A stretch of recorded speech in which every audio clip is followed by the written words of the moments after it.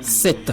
C'est le nombre de communications déjà déroulées au cérémonial des couleurs depuis l'instauration de cette tradition par le président Loïc Béounou-Vlavonou qui promeut les bonnes valeurs dans l'administration.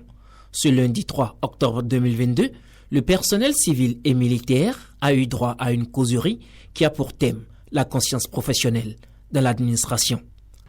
Ce ne sont pas les conditions matérielles qui déterminent les progrès des hommes.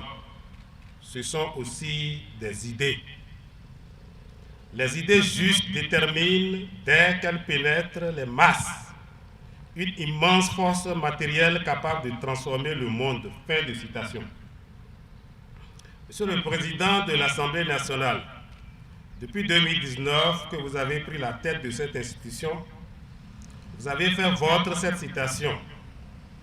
Ainsi, à travers diverses réformes, vous avez décidé de mettre en œuvre au niveau de l'administration publique parlementaire et vous ne vous êtes donc pas contenté d'améliorer les conditions de vie et de travail des fonctionnaires, mais vous avez aussi décidé de refaire des fonctionnaires de type nouveau, des fonctionnaires réformés, respectueux des attributs de l'État, mais aussi épris des valeurs de la République.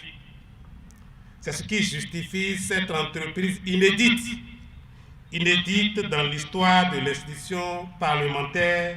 Après avoir défini le concept de la conscience professionnelle, Djima Fataou a ensuite parlé de l'importance des valeurs et des caractéristiques de la conscience professionnelle. Le dictionnaire Larousse l'a définit plus clairement comme la perception, la connaissance plus ou moins claire de notre extérieur. Et c'est aussi, selon la même source, le sentiment intérieur de la moralité et du devoir.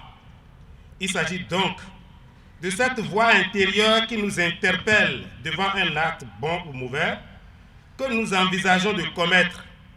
Par ailleurs, se référant aux Écritures saintes, la conscience est l'inspiration de Dieu à chacun de nous. À ce titre, la conscience morale est donc une qualité spirituelle qui permet à l'homme d'adopter de bonnes attitudes et d'avoir de bonnes pensées. Elle lui permet aussi de réfléchir avec droiture et de discerner le bien du mal.